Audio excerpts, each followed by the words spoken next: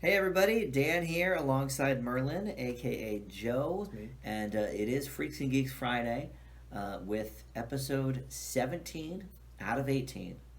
The Little Things is the name of it. Wow. And another one actually with an intro with the previously on Freaks and Geeks because Yeah. it's been really so long since we saw Ken with the girlfriend, With the tuba girl. the tuba girl, that maybe people forgot or maybe they didn't see that episode.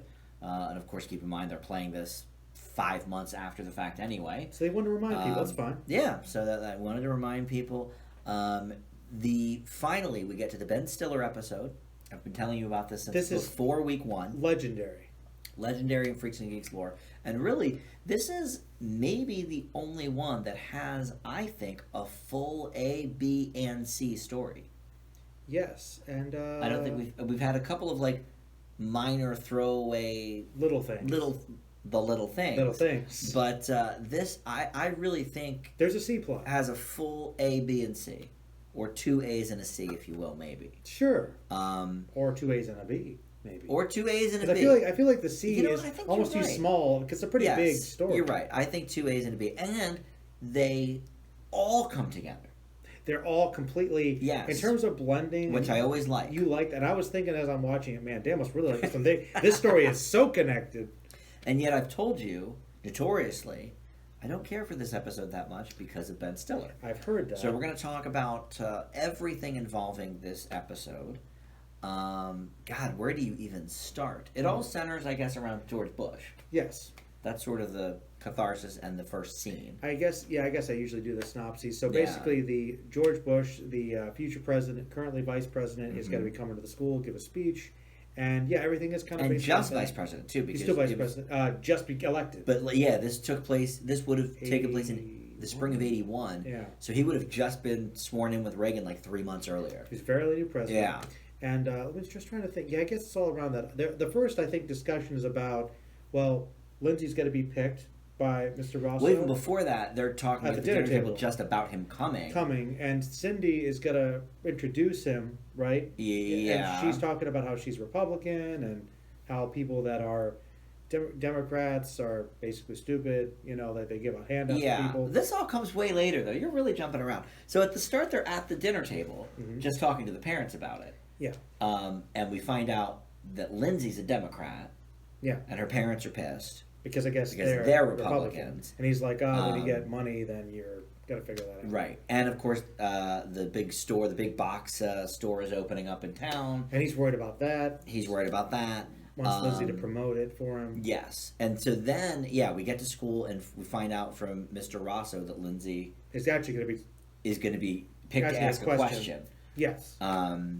Which she is not happy about. No. Because she's a Democrat. And, of course, Rosso's like, well, dude. Do it. I'm a Democrat, too. Like, you can still talk. You can still got to do. Chance to talk to him, yeah. And so that's when we first see Ben Stiller in that scene. Mm-hmm. As the Secret Service agent, which we'll talk about. But, all right. So then, then we find out Cindy's going to be introducing the Bush. We find out when they go on a date later on about her republicanism at the movie, right? The church. So that's all right. All right. I feel like it's jumping around. Yes, we're jumping around a lot. So, do you want to stick with the George Bush theme for now? All right. Because the Lindsay story is pretty easy to wrap up. That's pretty easy. That's the George Bush really.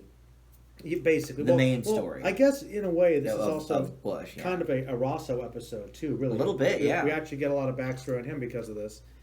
So yes, that's kind of the conflict. Is Lindsay's like, oh, what am I going to say? And then she does have questions that she actually talks to Kim about. She's going to prepare these tougher, bigger political questions, and then eventually find out that no, it was too sophisticated. Didn't want to rock the boat. So pre-wrote a question about best place to eat in town or something. Yeah, which I think Ben Stiller tells them about, right?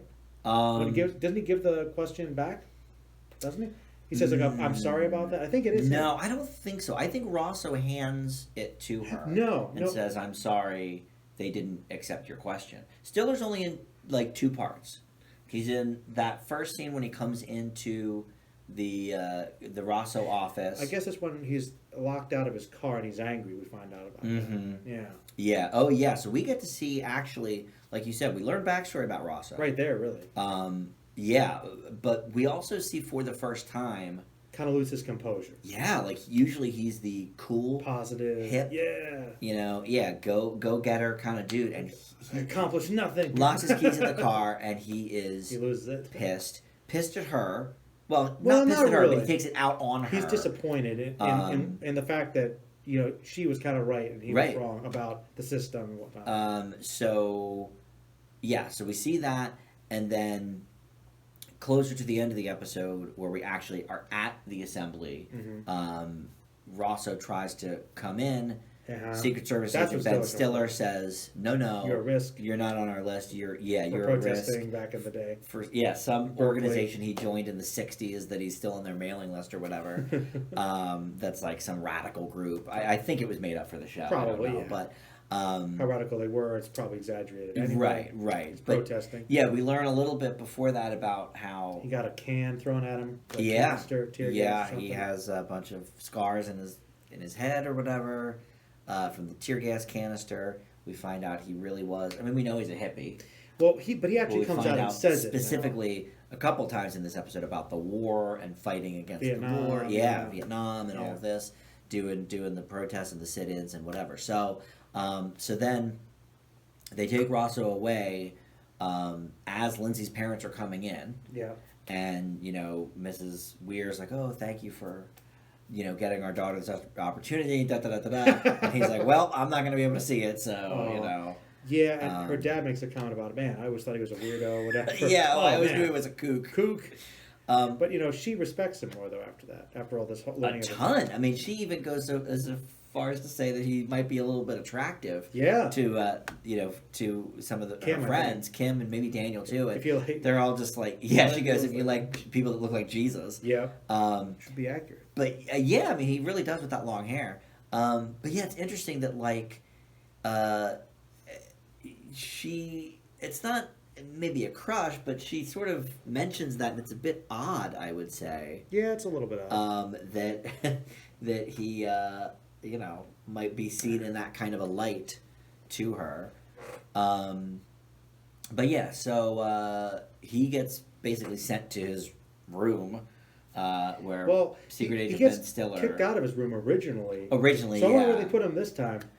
They sent him back but they sent him back to the room because his nameplate's on the desk. And then he has the bit with Ben Stiller at the end. So it's like, I wonder, I guess... Yeah, the tag scene is him and Ben Stiller doing the occupation, whatever. Test the test, yeah. Yeah. So yeah, that's how that wraps up. But yeah, Lindsay ends up asking... why... none of her questions, but yeah. Why he was basically put aside. Oh, why her question was changed. Yes. Are you afraid of talking about these issues? Yeah. Which is great. And then... Of course, Rosso loved it. He could hear it over the loudspeaker. One of our great students there, and Ben Stiller's like, cool. Yeah, Ben Stiller was in it by then because he was over being a Secret Service agent, I guess. Right. He does have a great line. Pancakes. He does have a great line where he's like, when did you ever hear of the vice president being shot? No, but never. That made me nobody laugh. Cares. That was a good bit. I was like, that was funny. I like that. So yeah, that's basically how the Bush thing ended, but. Like you mentioned, it involves everybody because everyone's connected in this episode because Cindy, who we'll talk about, is introducing him, and then Band Girl, Ken's girlfriend, is doing the hail to the chief on the tuba. Yeah. with the rest of the marching band. She's nervous about it. Yeah. So yeah, so that's kind of the C story. She does end up wearing the shirt. Yes, and she does give the promotion right before, which I kind of wanted. I thought they were going to do that. She does give the promotion. Like, we're the Weirds. Do you want to come to the store now? Maybe, depending. Which is kind of fun. But you know what? They might. Some people actually that might be objectors of Bush being there might say, "Oh, honestly, wow, this is..." A lot of people might find it interesting too. Like, wow, like she stood up for herself, or at the very least, hey, whoa, yeah, we know about that store. It might be fun, because people like rebels. So yeah, the point is, what do they say? No publicity is bad, or something. They do tend to say that, which I don't really believe. I don't always agree with that, but I think that's something. Maybe that's a good way to look at it for his store anyway.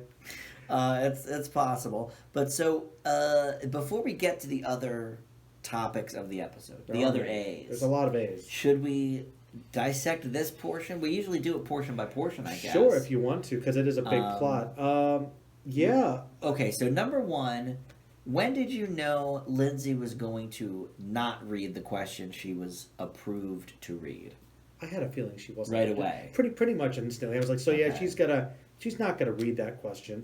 Because I'm not sure if she knew until she saw Rosso being hauled off. That's definitely her face was just like, yeah, right. Like she's. I actually thought she was gotta more specifically ask like, why'd you detain him or something. But maybe that could get more risque and at the end of the episode, too much of a cliffhanger. But I knew, I pretty much predicted from the beginning she wasn't going to do that. I thought she was going to ask one of her original questions, so I didn't know she was going to put them on the spot and say, why didn't you accept No, I didn't know she'd go that far. But I knew I thought she'd ask like a more important issue. Yeah. But I knew she wasn't going to use the one that was canned. No, that's not Lindsay's style. No, she's too much Millie, of a free thinker. Yes. Millie, sure.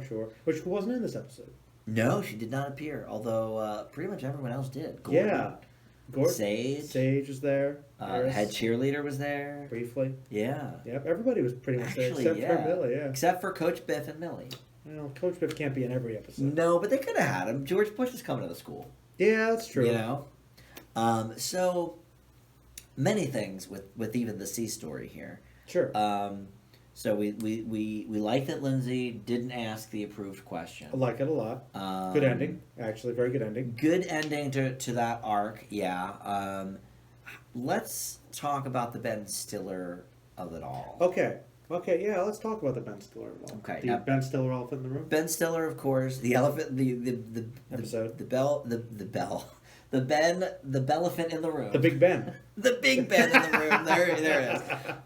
So, of course, him and Apatow go way back to the Ben Stiller sketch show of the 90s. Okay.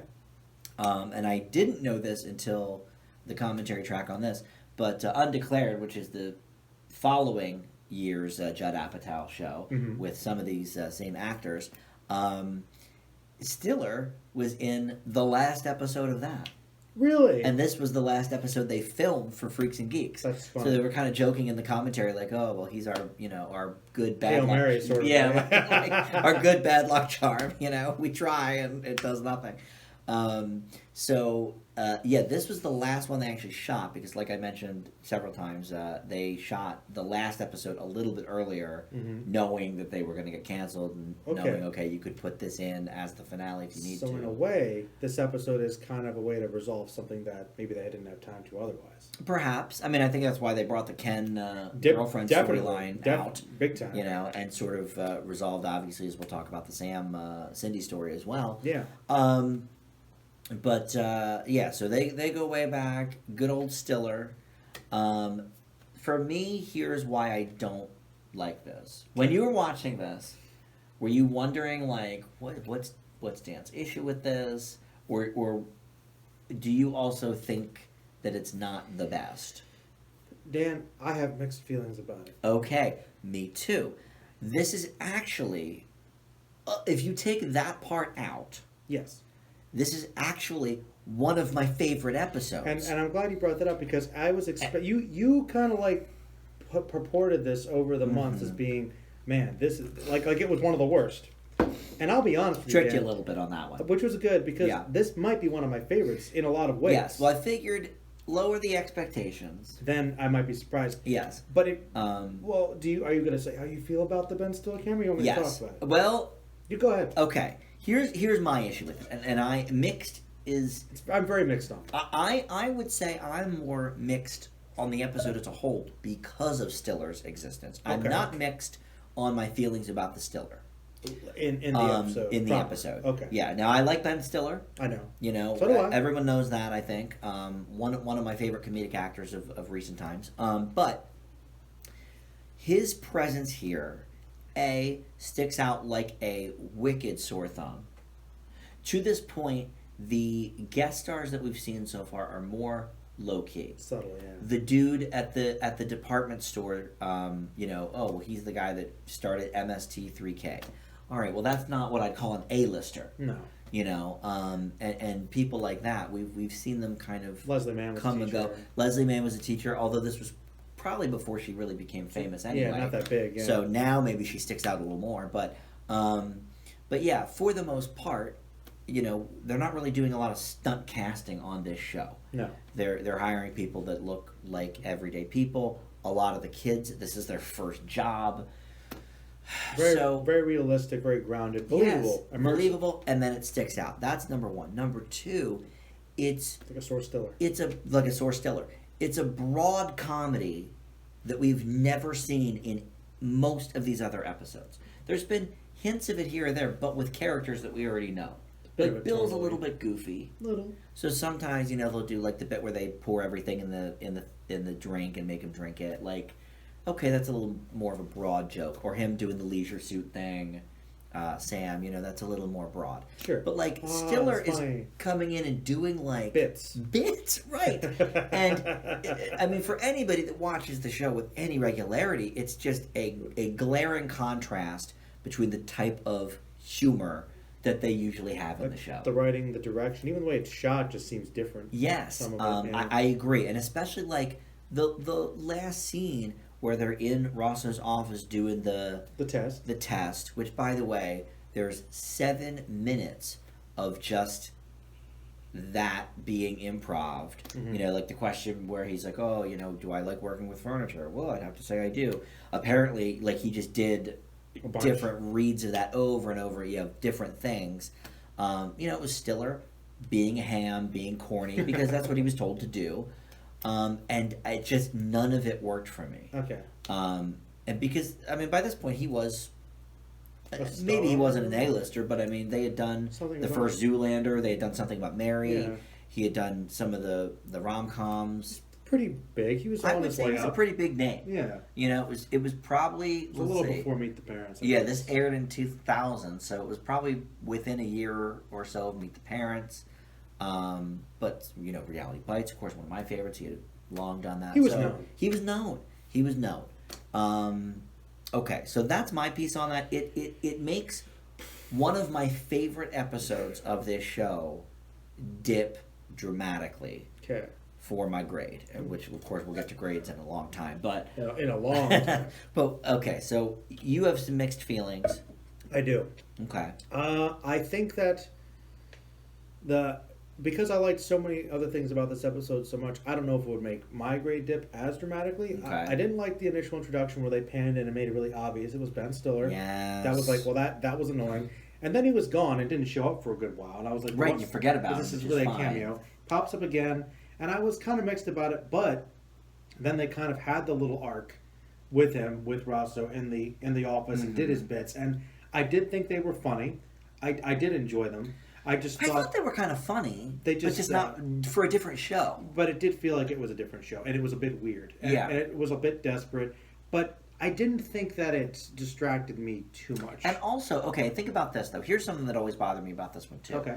We always talk about the reality of this show, and it's very grounded, very real. Not very real. Do you believe, for a second, that one of the seemingly only 2 security guards they have just goes off with Rosso for the last, for the whole time Bush is there? Confesses and like what? He's like the head guy. It guy. makes no sense. He seems to be the head guy of security. Yeah, it's pretty goofy. And it just makes no sense. It's a bit of a tonal shift. Yeah, which I don't care for. Yeah, it was a bit distracting. That's true. All right. Yeah, but I kind of liked it for what it was. It's pretty obvious that it was a desperate thing anyway. Desperate attempt. Bring the ratings up. And fail. Even though they were canceled by that point, so it didn't matter. These were burned off episodes. Yeah. But they tried, I guess. Which is weird because casting. Without the Stiller little bits and everything, it would have been like a pretty normal, good Freaks and Geeks episode. Very good. Very good, so, I would say. So it's weird that this is the one that it really has those standout tonal things that just are distracting. Yeah. Yeah, him... Yeah, I mean, and he was funny. He was funny. Like I said, I liked his pieces when he actually was allowed to be Ben Stiller. But then it felt like we were in a different show. But not for this show. It just didn't mesh up at all. No. Yeah. So I find that to be very odd. It's a bit off. Yeah. And I don't care for it. Definitely detraction. Yeah. Yeah. All right. So that we'll circle back obviously to that when we talk about the grades. But do you want to talk about Sam and Cindy or Ken and Tuba? I think we've known Sam and Cindy more. Yeah. Do you want to hit them first then or last? Well, you know what? Seth Rogen had an episode, and he really has an episode, so we'll save him. Because you know what I've been talking about this whole show is what's with Seth Rogen? Yeah, what's up with Ken? Where's Ken now? We'll end with Ken. I'd like to end with Ken. I'm fine with that. I honestly think that makes more sense. Because I think the the Sam and Cindy story... It's also a little more easy to talk about. Yeah. I think the more it's cut and dry. Big right? Talkers last. Yeah. But yeah, Sam and Cindy, and I have to say, all right, I feel like Freaks and Geeks, we talked about doing different things. I think they do something that is kind of standard with this, but it still subverted my expectations a little bit because of what we had just seen. Remember? In the last episode? Yeah. Yes. So I agree. Sam and Cindy got together. That's what surprised me about the placement. Yes. So it was interesting. Basically, Sam's with Cindy, and they, she seems like she's fine. She's like kissing him a lot and everything, and Sam's kind of tired of it. He's not. And I will tell you this before you continue. There is a deleted scene that is really like off-putting and awkward, and in fact in the DVD deleted scenes they title it Our Most Awkward Scene, and so it's her and him at the beginning of the episode. They're at the house. And they're in his room, and she's, like, trying to hook up, and make out. And he's like, my parents are in the next room, like, no thanks, whatever. And then she's like, okay, well, remember when we were dancing at the dance, and they were playing that slow song for a second, and then it turned into a fast song? Like, we never got that slow dance. So he's like, okay, I'll dance with you. So, but there's no music. So then she starts singing Come Sail Away, which is the song from the dance. She sings a couple of lines, and then she goes, now you sing the rest, Sam. And then Sam is there super awkwardly, like, doesn't know the words, like, mumbling. It is so hard to watch. That sounds cringy. It's worse, I think, than Siegel and the Lindsay bit when they're in his basement. And he sings that lady song. Also sticks, actually. Yeah. Come to think of it. I don't know. I feel like that would be pretty rough to watch. Both very awkward scenes. But yeah, I guess Cindy, obviously she's a bit more advanced and experienced with those sort of things. Right. But Sam's having a hard time because they're not really getting along. They just go to the mall and he talks to Neil and Bill about that. Well, he's now part of their clique at the lunchroom. Hanging out with her friends. Yeah. And not really being able to talk about much. Feels kind of intimidating. Oh, yeah, that was the thing. Yeah, because the nerd table now is just Neil, Bill, Gordon, and the Sage.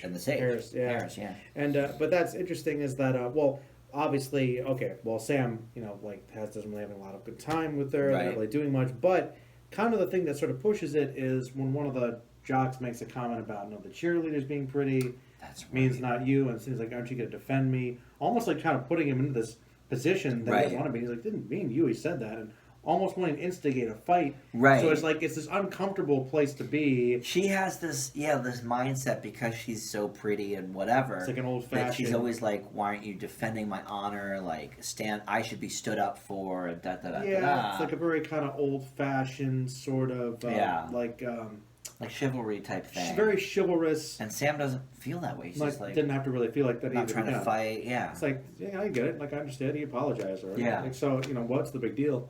So his idea is to take her out alone. Do something he wants to do, which is their suggestion, his friend's suggestion, to kind of mix it up a little. They do that. Great scene, by the way, when he's in the... I guess computer lab or wherever they are. Where he's picking the guy's brains about... What to do, and of course Gordon's got great ideas, Bill and Neil, but the only person who actually has a girlfriend is Harris.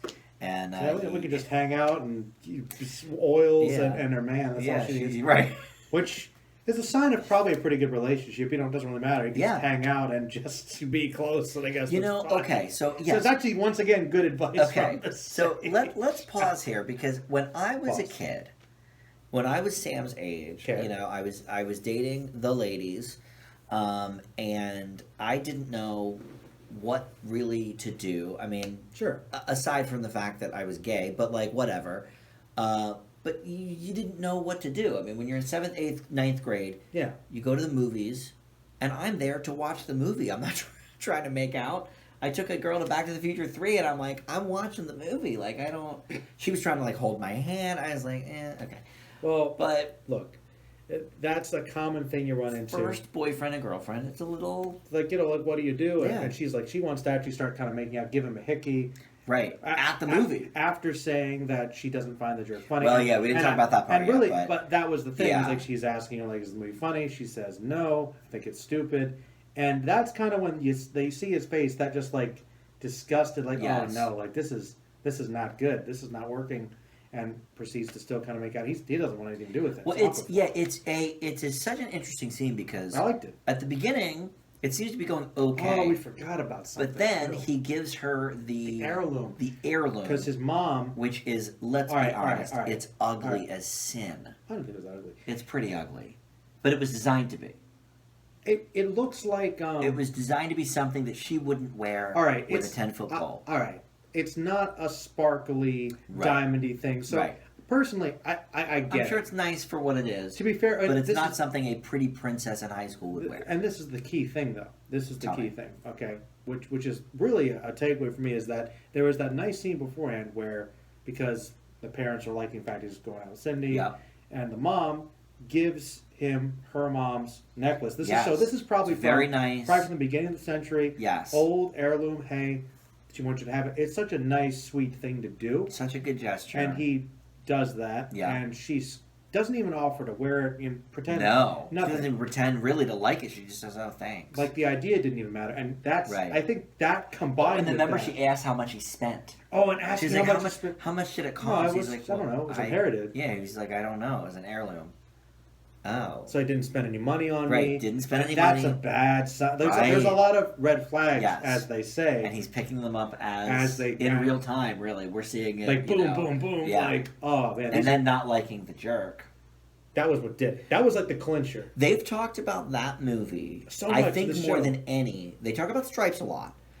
I think they talk about the jerk. That's his favorite movie. It's his favorite movie. He's got the Steve Martin poster. And by the way, Steve Martin gave them permission. They had to obtain specific written permission from Steve Martin to run the clip. And guess why? Why?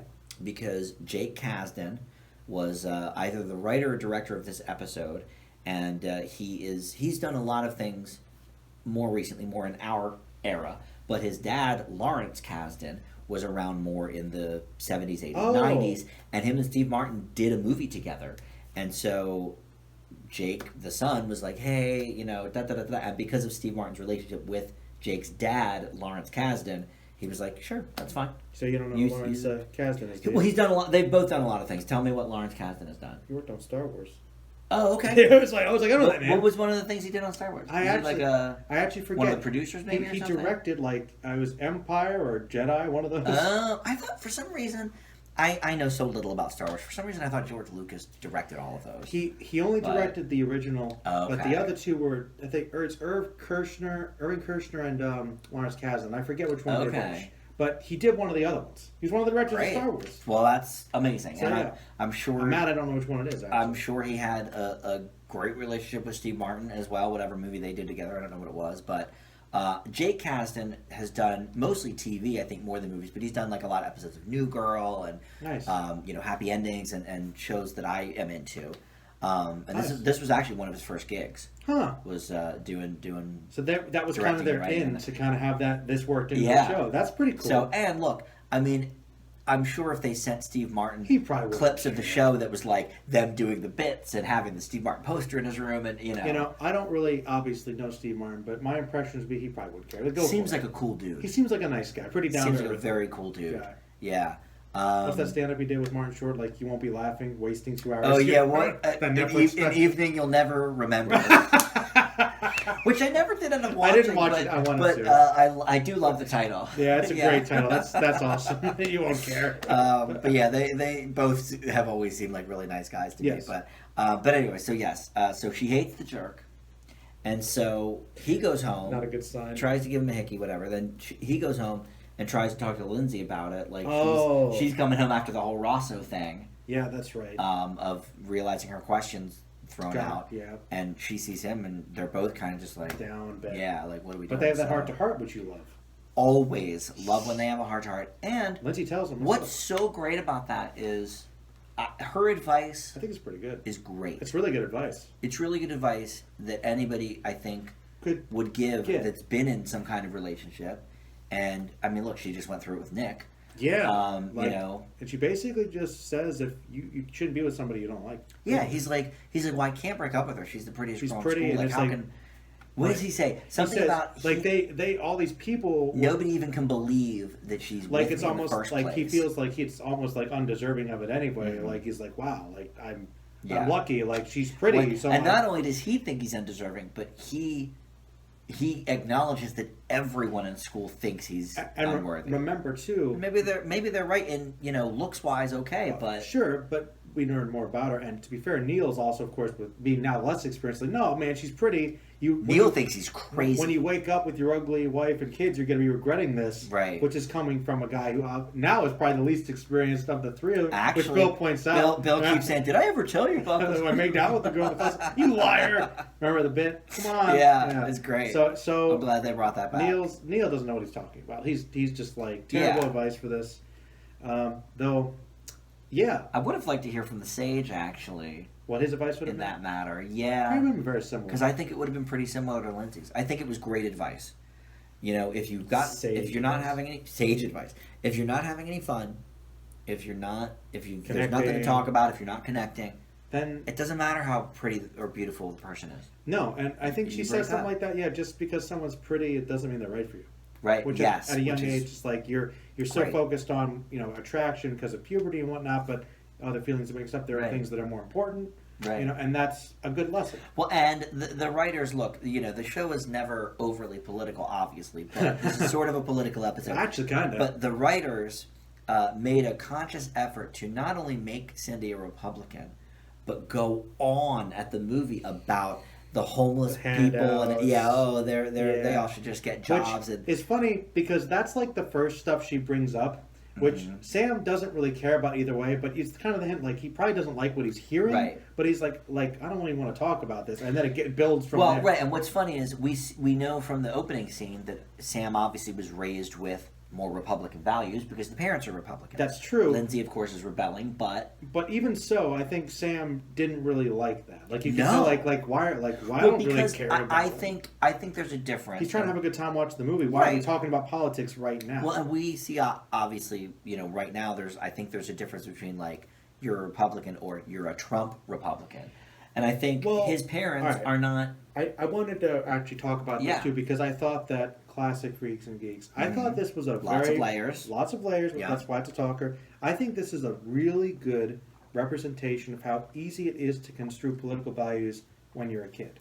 Yeah. Because that is like she probably has some comments she's heard from her parents about certain things, and that's kind of shaped her viewpoint. And she probably doesn't know the specifics of what the parties do or anything. Or of course not. She's a kid. When you're a kid, you just kind of gravitate to whatever pretty much is around you. But she's the president of the Young Republicans Club. That's why she's introducing it, remember? So she knows more, but even so, but still, it's a very skewed... Right, who knows what they're telling her at the Young Republicans Club. So that's the thing. And it's just, I think, a very good representation. But I think the point is... Even with Lindsay... She's like, I'm a Democrat. Why would I bother speaking to the president? And Ross was like, no, that's why you should, because you can interact with them. Have a dialogue, because we have that freedom and whatnot. So that's that skewed view. The parents, I don't think, maybe the dad a little bit more than the mom, but the weird parents, I don't think, have those sort of intrinsic, like, F the homeless. Like, I don't think they have necessarily those kind of values. So they had to make her seem even more of more extreme than what he's heard around the house or whatever. The dad was joking a little bit too about that as well, but because I feel like if her values lined up more with his parents, I don't think he would have had that adverse a reaction. But he did. He was clearly like, "This is I don't really like what she's saying," even though he doesn't care too much. But it's like he just wants to watch the movie, like you said. Like, I think that's the key thing. Yeah, which is also 13. He's 4 or 5 years away from voting anyway. And I just loved how much the contrast was of him laughing. So much of the movie. Oh my God, she was... And she just was just... Oh, she was like, will getting popcorn make this movie funnier? That awkward... like he knew something was wrong, so he tried to like, you want popcorn? Yeah, will popcorn make this movie funnier? Let me tell you, a quick story. Please, yeah. I have many, obviously, date at the movie stories. I would hope, yeah. But I did definitely break up with someone because they thought Jack and Jill was hilarious. That's a difference in opinion. We went on like 3 dates, and I was like, if this is your kind of sense of humor, like, and I obviously didn't say that, but it was like in my mind, I had that same exact notion that he did. And then another one was, this may have been after we had broken up and we were just friends at this point, but we went to see The Fighter. Oh, nice movie. Wonderful. Christian Bale and... your buddy, Mark, that's the director? Yeah, David O. Russell directed it, which I didn't know at the time would be one of my favorite directors, but we saw it, and, you know, obviously it's not a comedic movie, so I didn't know how he felt about it. And then afterwards, he was just like, oh my God, that was horrible, like, da-da-da-da-da. And, you know me, like, I try to play a little bit on the line. Talk to me about it. Yeah. I didn't say like, oh my God, it was amazing, but I was just like, oh, I really liked it. Like, what didn't you like about it? So we talked about it, but what was that person's reason? Yeah. He just thought it was super boring, and you know this, that, and the other thing. And he was 19, maybe. Okay. So maybe you know all he wanted to watch was Judd Apatow type comedies, you know, like Knocked Up and Superbad. Or Sandler, I guess. Or Sandler and stuff like that. And these were different people. He wasn't the Jack and Jill person. Okay. It was two different people, but possibly, yes, you know, in that same vein, I was just like, okay, well, cool, you know, like, but to me, I was like, man, that movie was amazing. It's a very good movie. Very good movie. And unfortunately for him, it's a bit long, too. It's like over 2 hours. So yeah. I felt bad, you know, but anyway.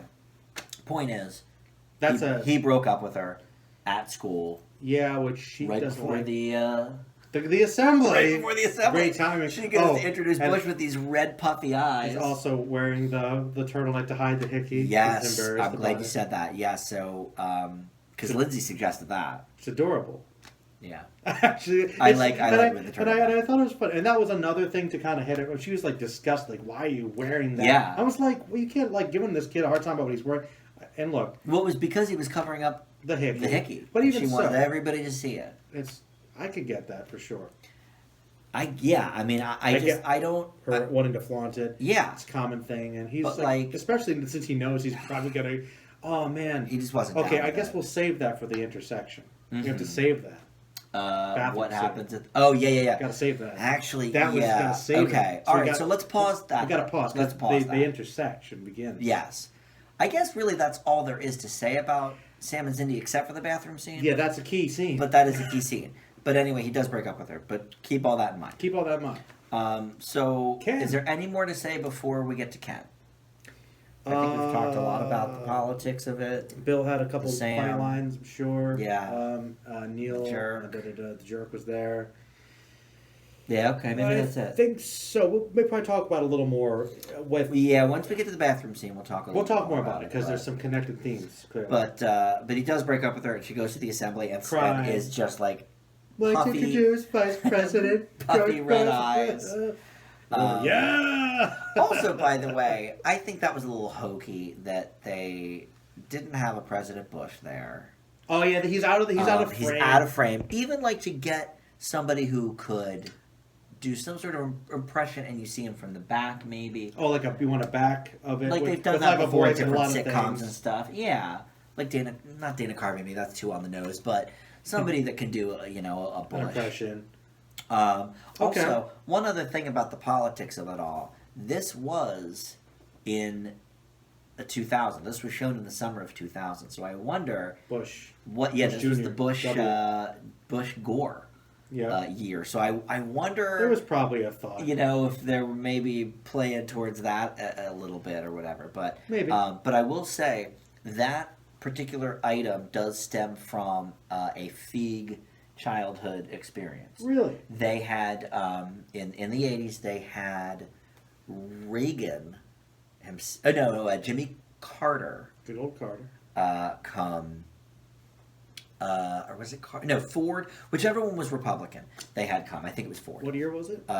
He didn't say, but Carter, I think, was with Democrat. Ford was Republican, I think. But anyway, so Ford went, and the school just laid out the red carpet. And, oh my God, you're so great, and da-da-da-da-da-da-da. And then like 7 years later, they had Mondale there, who was running against Reagan in '84, and I mean, people booed and like threw things. Same school. Wow. And so he was like, okay, so in Middle America, like he saw the difference, right there. Wow. So yeah. Wow. Intriguing. Yeah, Democrats would not be as common there, I guess. No, we had George Bush when he was president come speak. He didn't even come to the school because it was such a big event and our school wasn't big enough. He went to the local library and it was basically next to a park. Oh. And so he stood on the box or whatever and talked to everybody. It would have been the year Clinton was running against him. It would have been 91, 92. It was like right before that election. Oh, wow. Yeah, it was, and look, I'm not a Republican, but I have to admit, cool to see the president. It was pretty cool, but I had friends who were not happy, and they, we all had to go, but they sat up like on the rock and kind of were just like, not part of the group. Standoffish. Yeah, I mean, some of them might have even held signs. I'm not sure, but wow. Personally, I thought it was kind of cool. But at 14, 15, what did I know really about politics? Not a lot. Not a lot. If that would have happened when I was older and George H.W. Bush or Trump, I would have probably a different opinion. Yeah. But it was kind of cool. There you go. Yeah. So all right. So Ken. And sequel. It's Ken the sequel. And Tuba Girl. We learn about their romance, which has been going which well. Is still. She hasn't been in any of the recent episodes, so I guess maybe people thought like, well, where'd she go? I don't know if we even really thought much about her. I'm glad they brought her back though. But they brought her back in fine fashion, and what happened? Well, they're getting along really well, and we learn a little bit about Ken's backstory. I guess his parents weren't around. He was raised by like nannies and stuff like that, so he doesn't have a very good relationship with his parents. And he hates being at home. At one point, she asked him, "Why don't we ever go to your house?" Yeah, because we haven't filmed it. No, we don't have none of that location available. No, but yeah, that's why, because he doesn't really like being home. Bad memories from him. So a little bit of something there for Ken, and she's like, "Oh, thank you for sharing that with me. I want to share something with you." When I was born. Turns out I was born with both parts, male and female. Doctors decided surgery though, because my parents wanted me to be a girl. Yeah. So I'm a girl. But and she says, like, which I'm glad for, because that's what I am. That's who I am. I wanted to be. But that's who I feel I am. But she said, she keeps saying some part of me. Part of me is still. Yeah. That's like a part of my. I'm not. That is. Yeah. I was born like with both parts. So you could say She could say she's saying in a way she feels like she could be considered male. Yeah. Which is, this episode is extremely timely and progressive for this. Can you imagine? First of all, it's progressive to run in 2000. 2000. And it's progressive to be set in the 80s. Yeah. So I was like, wow, this is some deep stuff. He does not take it particularly well. He tries, but it's very awkward. He can't seem to quite let the thought. He doesn't even want to look at her, touch her. Right. He's like, oh, kind of not talking to her quite as well now. So it's like, it's clearly had an effect on him, and he really doesn't know what to do. Right. So Ken, who was always keeping everything aside, actually goes to other people for advice. Yeah. So first you've got the Daniel. Sleepover. Yeah. And Nick. With Daniel and Nick, which is wild. That he hey, comes out and says that, and it's like, you can't tell anybody that. Because she calls him out on it, basically. Yeah, like everything you said, like he's not touching her, he's not looking at her, like and he's feeling, she's like, what's going on? Yeah, and he's like, tell me what you want me to say. He's like, I don't know, so he needs to get help, and he tries to go to his friends for advice. What do you think of their advice? Well, it was very characteristic of them, because Nick is pretty much like, oh, you guys seem great. Yeah. Like, oh, you're not like, oh, she's a girl now though, right? So he's like, oh, well then I don't. Okay. Yeah, whatever. He's like, he does no real contribution whatsoever. But she's a girl now. Like doesn't really acknowledge the whole like male part of it. Right. She's a girl now, so what does it matter? Wasn't really that helpful. And Daniel's like, well, does that mean you're gay? And then because like, I don't know. Ken literally says, I don't know. And he says, maybe does it mean that? And then Daniel's like, I was just joking. So Ken is actually confused and worried about this. He's like, okay, so let's even pause there. Which really kind of ties into something else later. Yeah, very much which says a lot about that was so very good. Much so. Very much so. Okay, so before we even get to that part, I think that having that conversation in Middle America in 1981, that is, for Ken to literally have that reaction to say, I don't know, instead of saying, wow, I'm not talking to you, breaking up with you freak. Yeah. Like that says so much about him as a person. For Daniel to say, though, like, are you are you gay? And for him to not come back with, like, F you, F off. Yeah. It's like he's actually considering, he literally, am I? It's just like, I don't know. I don't know, like, what that means. He doesn't know. Yeah. And he has to figure it out. And that was very It's Rogen's best acting. This episode is Rogen's best acting. This is the Rogen episode. I'm glad they gave him something more heavy to work with because he handled it very well. Yeah, I agree. And it's funny, too, and we'll continue. So but look, I was talking the whole show, like, I like it all, but Seth Rogen's just a throwaway. They really went ham. They went very all out ham. They gave one of the best arcs in the whole show. In the whole show. It's so good. Absolutely. Wow. So then where does he go after the friends? He goes to Rosso. He goes to Rosso, who he's been busting on this entire show, and he's like, well, doesn't really go into the details because he doesn't get that far because, like, I think I might be gay when I talk to you because you're gay, right? Yeah. And Rosso's like, and what? Rosso's like, who told you that? I'm never see you around any women or anything. He's got a way about you, and he gets a little, like, offended. Like, I think it's secure. What's interesting about that scene is it's connection.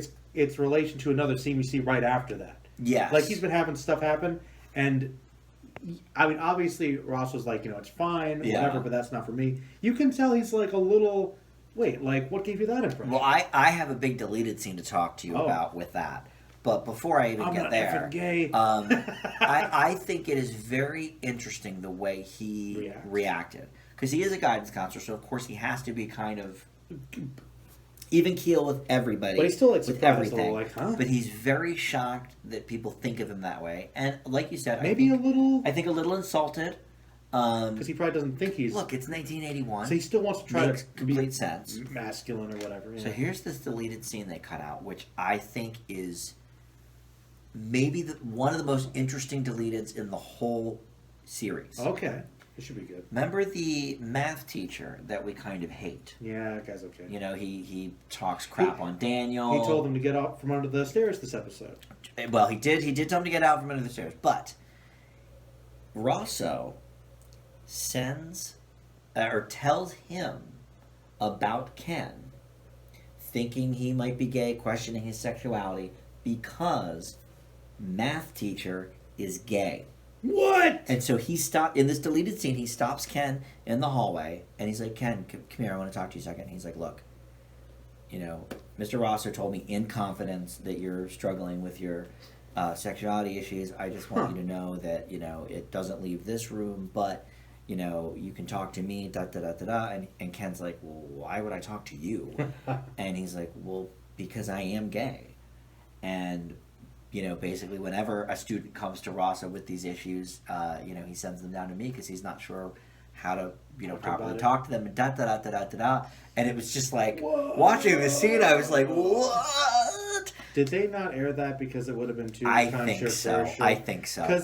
And to be honest, I don't find it believable that in 1981 in Middle America a teacher would come out to He'd be killed, probably. He'd be murdered, and it would get around the school. And he'd be fired, probably. So I don't really believe... So part of me is glad that they cut it, but what a bold idea. Mind blower.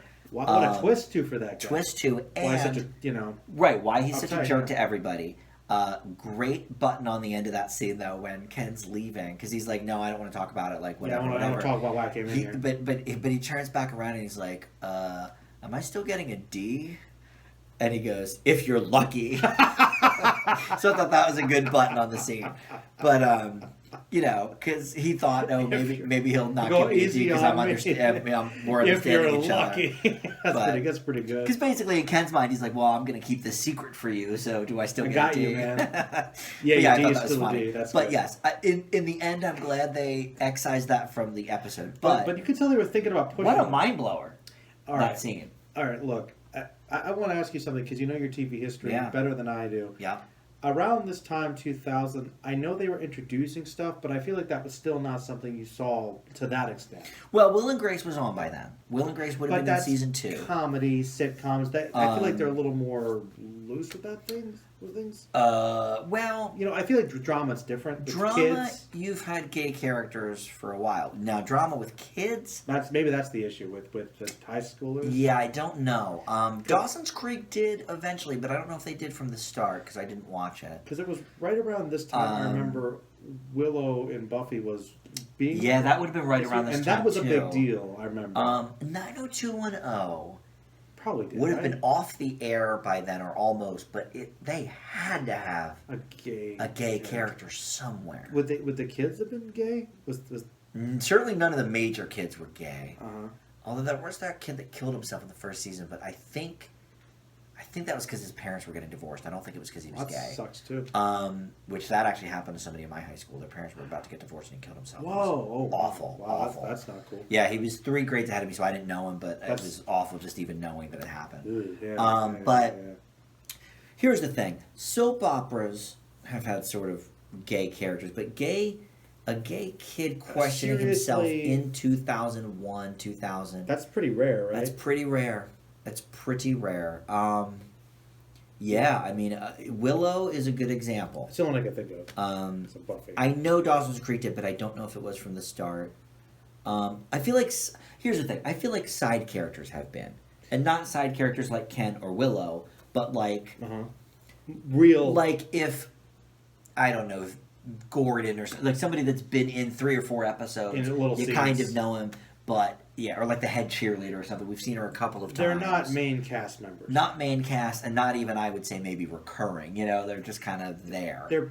They're characters, but yeah, there's a... Well, okay. It's rare. You could argue that... A kid Ken's in high school... a minor character versus a side character. I think it's a difference. I mean, he's in the opening credits every episode, so he's certainly he's a main, one of the stars. I'm glad he got, main episode. Yeah, I would have to look into the history of that, because that's interesting. But I'm pretty sure it's a rarity. But as for kids, I would think so. And what's even more interesting, though, maybe not more interesting, but... just as interesting. The year that this takes place, I think, 80, 81, I mean, you were getting your first gay character on television, really, with Billy Crystal on soap. So even, middle America, most people didn't even know a gay person.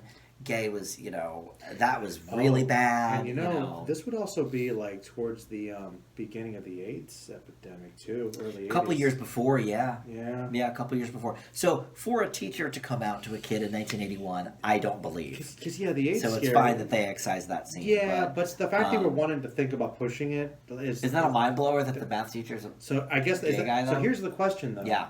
Because it's a deleted scene, is it canon?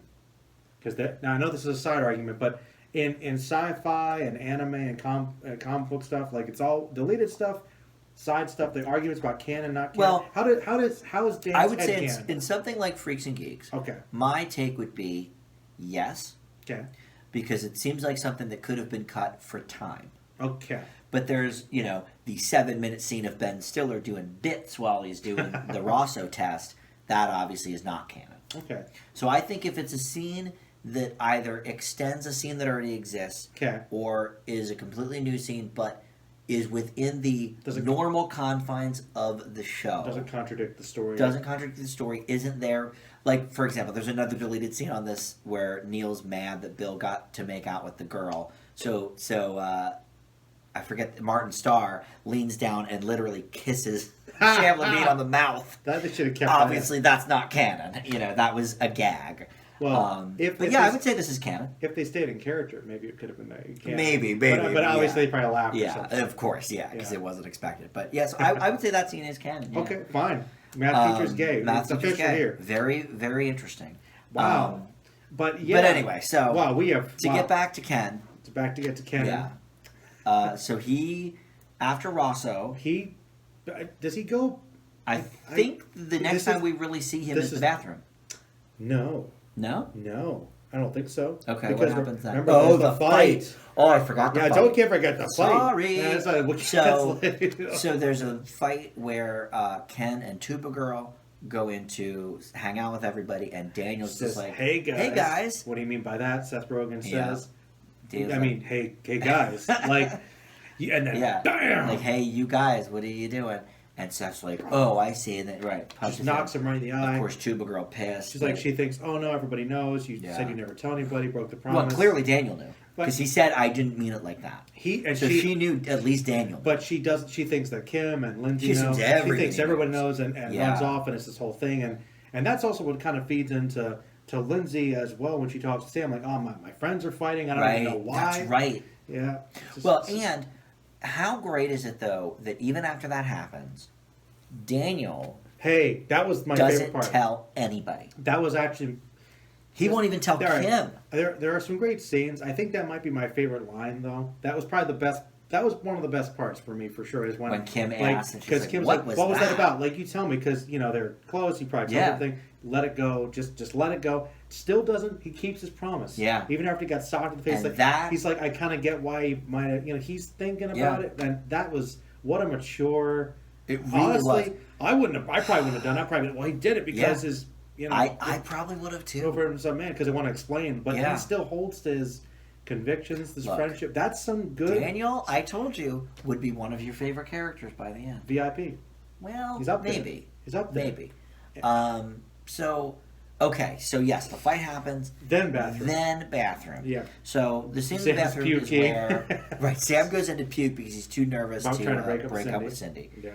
Ken comes in to, I don't know, psych himself up or something because he doesn't pee. Yeah, I think he's literally like kind of wash his face. He just kind of relaxed for a second, trying to clear his head. Yeah. Comes in, and I realized that I think since like the Halloween episode, Beers and Weirs, they have not directly interacted. Right. Which is interesting. So he's like, are you Lindsay's brother, right? This far in. Yeah. Which I thought was cool because that actually makes sense. I thought that was a really nice touch. He hasn't really directly interacted with him since that night, which was kind of a cool interaction. I remember. Yeah. They had like a little moment, which I guess he remembered.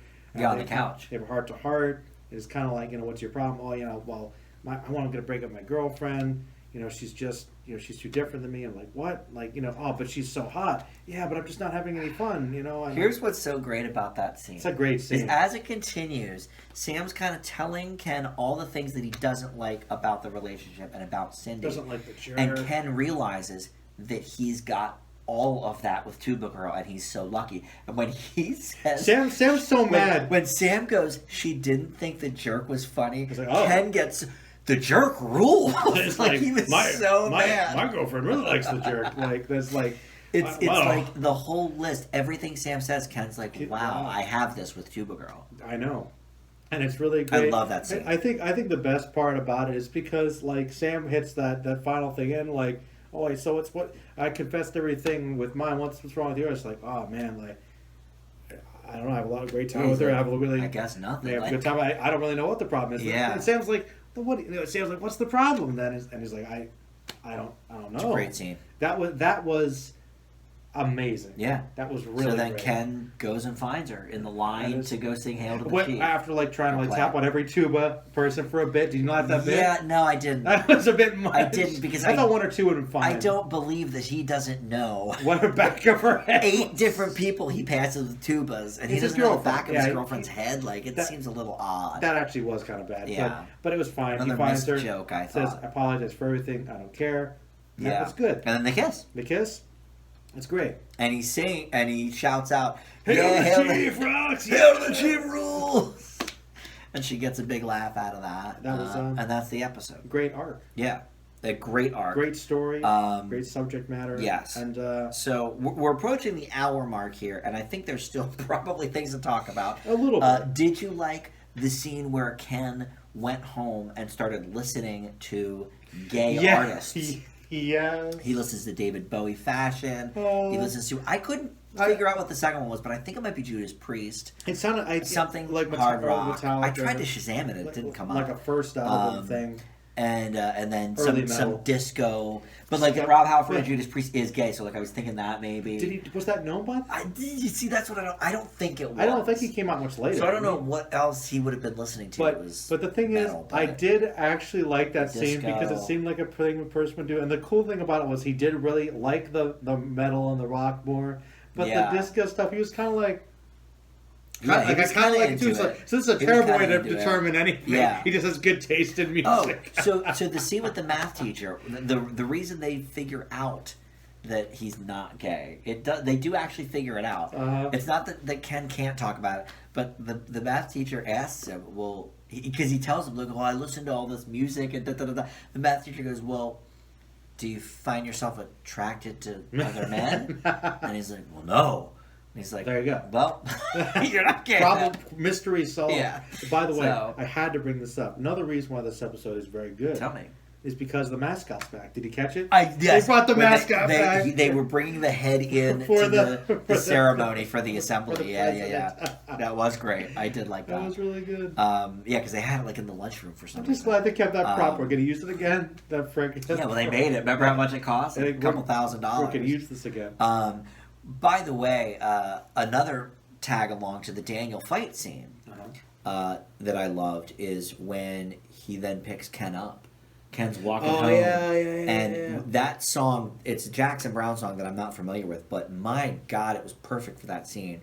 And they just had that fight, and Daniel's just like, dude, let me give you a ride home, like, get in. And, that was a great Best friends. Best friends, and I'm just telling you, like, Daniel's a stand-up guy, and I thought that was a great moment as well. I agree. There was a piece of music, too. I have no idea what it was. It was probably the most, like psychedelic, progressive thing.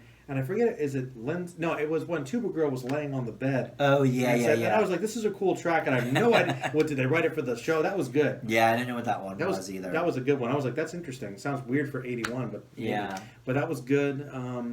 I like Tuba Girl. I like that actress. I'm glad they brought her back. Yes, me too. I don't think she is in the finale, but I can't remember. Well, if they wrote it afterward, probably not. But I guess that's true. Then I guess Cindy probably won't be either because that's going to be completely unrelated because they didn't know how it was going to be then. Yeah. It's kind of, one thing I really like about this episode, though, I guess the last couple is they knew the show was over, had the finale done, but they still wanted to take time to resolve and expand certain things and not leave things unfinished. Yeah. And I really, I know it sounds like a joke, but I am so happy that it became a full character that dealt with a real, honestly, one of the toughest issues on this show.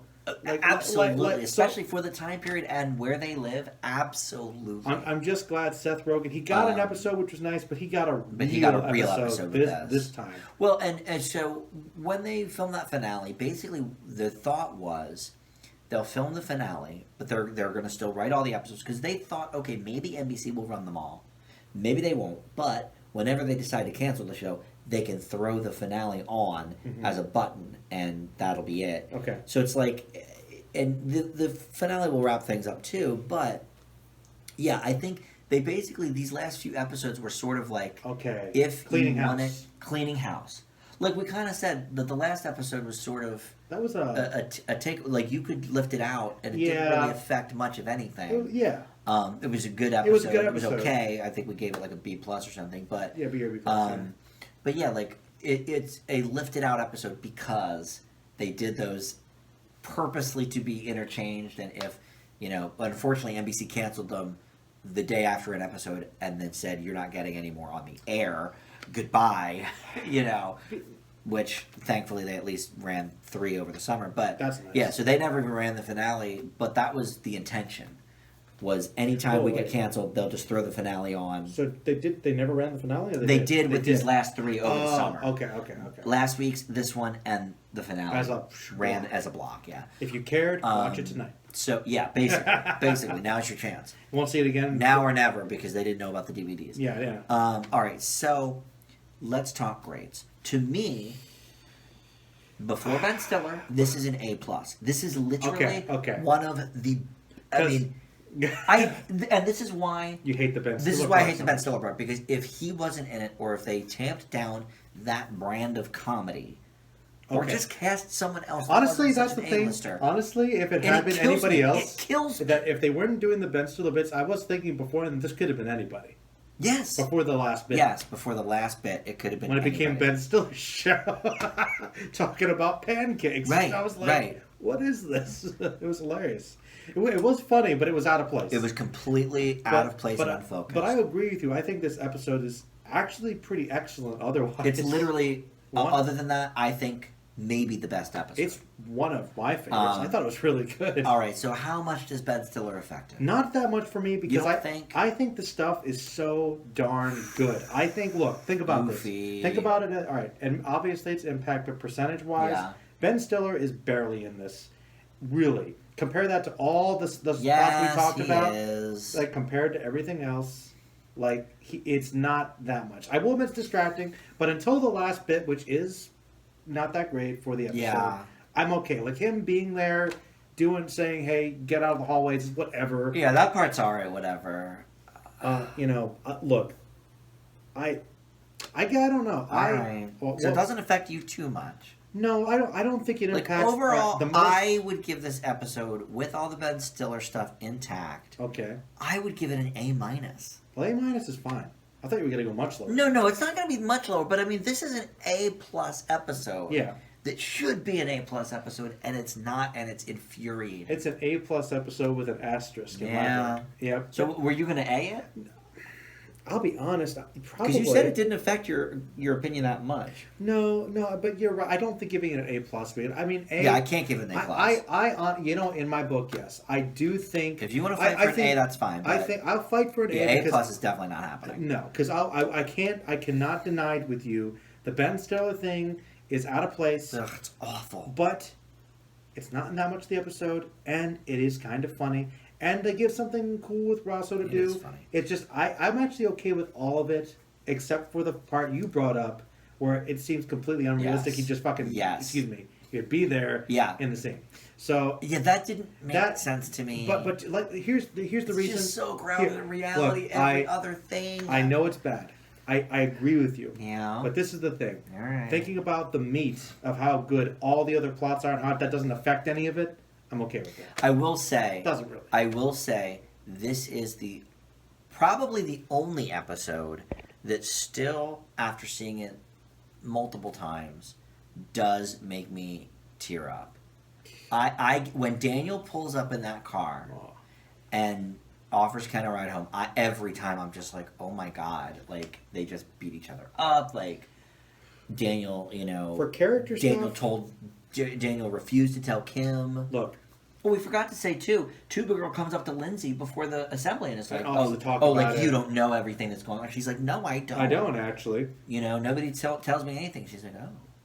Ken didn't say anything. She believes her. So so obviously getting more of the story. So it's such a great episode. And you know what I'd say? Minus the Ben Stiller bit, I think this is another perfect representation of the best Freaks and Geeks can be. Yes, I guess that's true. So it's like that's a lot. I don't think Ben Stiller takes away from it that much. I will let you have an A. Okay, thank you. I'm glad. I mean, I was okay with your A-, but you want to give it higher. Because it's an A+ otherwise. Yeah. When you take that stuff out, it really, truly is. I'm going to leave it with an A. That's fine. All right. It's a really, really good episode that has one kind of annoying element. I'll let you have an A. Okay. All right. Well, this has got to be the longest yet. Until next week, it's an hour and 8 minutes. Until next week's finale. Which will probably be a lot. Or will it? No, it will. Because you got a lot of commentaries I think there's 2 commentaries with it. And we never even got to talk about who auditioned for what roles. Oh, yeah, that whole And the people that could have been some of the other characters. Okay. Okay. So that might be an interesting topic of conversation, too. So join us. We'll probably... I don't know if we'll do it next week or the week after. Next week will be Christmas, but... We're trying to get it done by the end of the year. I think by the end of 2020, it might not be up on a Friday, but by the end of 2020, we will get the last episode of Freaks and Geeks up, and then Hannibal will be coming in 2021 at some point. Yeah. And... Superman stuff, hopefully. And then we'll do some Superman, we'll do some OC, some more of that. Yes. All of the things, and... More. What a Freaks and Geeks episode. It's really good. Yeah, it's really good. The little things, it's called. The little things. Big things. Big things, ironically, but it's the little things that are important, like their little relationship stuff. Like, that if you get along, that's what matters most. That's a little thing. We didn't talk about how the stories converge themes and... Well, I think they know because... I hope so. We kept bouncing around from the different stories. I hope that you got it. I think we got it. They got it, we got it. Everybody got it. Yeah. All right. Yeah. That's it. Thanks so much for watching.